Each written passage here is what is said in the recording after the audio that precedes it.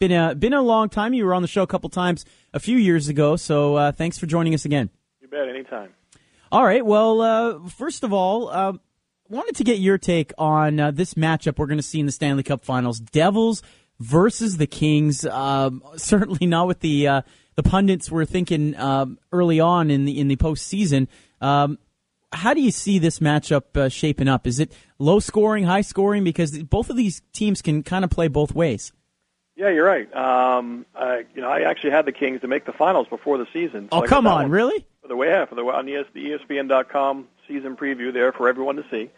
Nice. So I thought, this is a team that was right around 100 points the last couple of years with an elite goaltender that not many people in the Eastern time zone knew about, and Jonathan Quick. So you can kind of lay in the weeds out there. They were a team that prevented goals very well, good goal prevention team.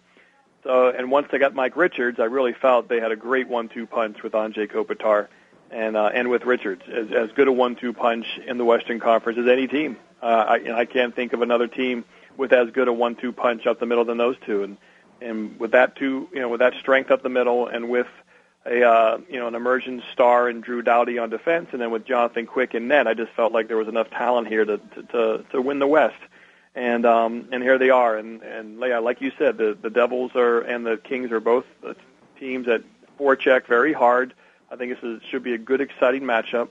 Much better than had the Rangers made it. A team that collapses on the goalie and doesn't play real aggressively. So I think it's a good matchup, like you said, and the teams can prevent goals. The Kings are a little bit better at it. For most of the year, they were better at it. The Devils, again, a different style this year. Martin Brodeur, not quite in his prime anymore, but now once you get a guy like that in a tournament like this, where they can really focus, then they're fine. Maybe over a long regular season, his numbers won't be like they used to be, but he can focus here in a short span, and really be as good as he once was or close to it. So I think it's really an interesting series shaping up. Do you think the Kings would have turned things around had Terry Murray still been the head coach? I mean, what has Daryl Sutter done differently that you can see? I think he's simpler. He's very simple, very basic, and also his personality is a lot more testosterone. It's an organization that has a lot of thinkers and quiet personalities. Dean Lombardi and certainly Murray are just kind of quiet, tactician type people, and if you get a lot of those people over the course of time, things get kind of boring. And they lose its edge. And, obviously Daryl Sutter's a guy off a farm. He played in the NHL, tough guy, simple guy.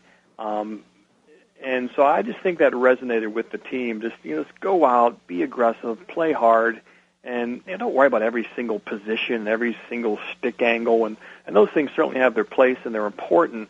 But hockey is a blood sport, and you got to play first and foremost with blood and with heart, and then everything else goes from there. And so I just think he gave them just a simple approach, a farm boy approach, and kind of a little more, Ron Burgundy manly man approach. John Buccigross of ESPN joining us here on the show. Mo Khan also in studio here. Mo, go ahead. Hi, John. My question for you is in regard to the goaltending matchup of Brodeur versus Jonathan Quick. Of course, Brodeur having the Stanley Cup experience, whereas Jonathan Quick not having that experience. Do you think that will play as a factor early on with Quick maybe nervous in Game 1, if not Game 2? It could. No doubt about it. You have to look at it. I think a lot of that is overrated because these kids nowadays are trained so hard to play, high-level, big-time hockey. Now, maybe not so much Quick, but certainly those elite guys who come up, the Crosbys, Taves, all those really great players, they've been playing international events they were 15, so they're 22, 23. It doesn't matter. They're not fazed by that stuff at all. But Jonathan Quick, he's from Connecticut here, where I live and work, and, he went to a small little prep school in Avon, Connecticut. Then he went up to UMass and played a little bit of that, Hockey East, certainly not the top-tier teams. And he played in the ECHL for a while, then the American League, and then boom, he has 2-3 years here in the National League. But he's a really interesting guy. He's got a great buzz about him. He reminds me of Mike Richter with his athleticism and with his attention to detail. He really is kind of like a high IQ, really thinker. And now that could work against them. And like you said, you just don't know how someone's going to react until they're put in that spot. But I really think he's very talented, very aware, and has a really good mind about him. So I think he'll really be on top of his game and won't do too much, I don't think. He may at times, and that's a good question. It's a good point to look at early because certainly with the Kings, what has kind of been the foundation of their success, obviously, is going in and beating teams in their home rink to start off the series. And you wonder, well, what if it doesn't happen here? You know, what if they lose both the games in New Jersey? Then how are they going to respond? So it is something worth looking at, but I do think that the Kings have the better goalie. I think they have the best defenseman. I think they have the best center in Kopitar, and that's a pretty good foundation to start when you're going head-to-head. Chatting with John Buccigross of ESPN as we talk a little NHL here. Another couple questions, and then we'll let him go. But, John, wanted to ask you off-topic maybe a little bit here and ask your opinion about what you think about what the Canadians are doing up here in Montreal. They bring in a guy, Marc Bergevin, from Chicago, and he brings in Rick Dudley, a former GM in the league, to help him. And now he's brought in Scott Mellenby to be the director of player personnel, and the latest reports that are unconfirmed because apparently the process hasn't finished, but now have Bob Hartley as potentially the leading candidate for the head coaching job. I like it. I think it's a pretty good collection of guys. Bergeron was certainly a surprise when I heard it, just because every story that I heard about him from former players is just what a funny jokester kind of a guy he is. You didn't really see him as an administrator, but obviously sometimes those guys are the smartest guy in the room, and he has a great personality.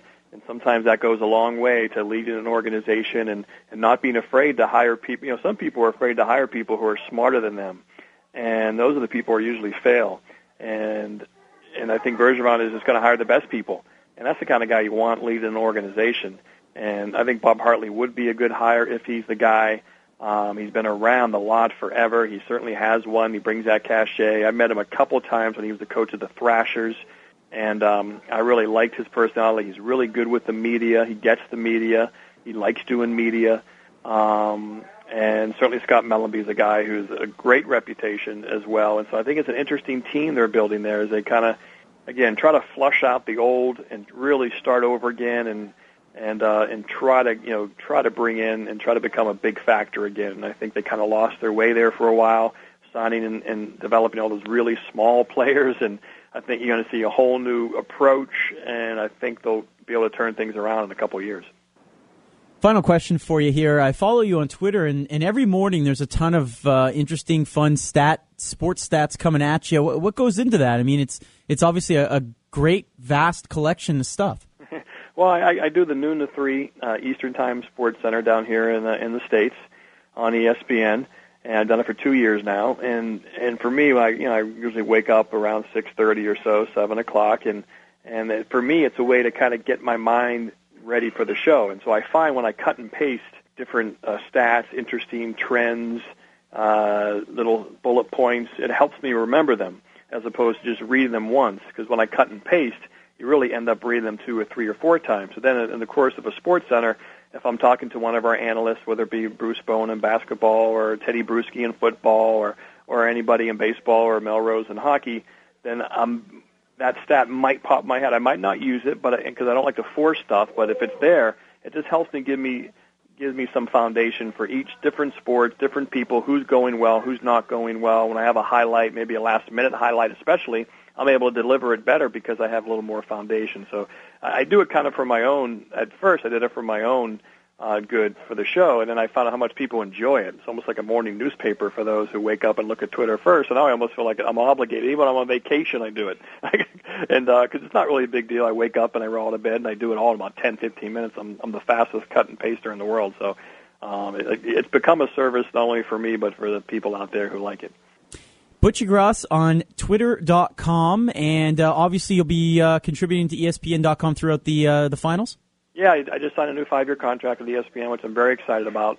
So I'm hanging around for 5 years, and I'm also going to be the voice of the Frozen Four starting next year, our NCAA beautiful hockey championship. So that's been a dream of mine to do play-by-play. I started doing the regionals a couple of years ago, so I'm looking forward to doing that. I'll be in Pittsburgh next year, Philadelphia the year after that. I don't think they've got anything in stone beyond that, so I'm really excited to continue my my hockey contributions to the network.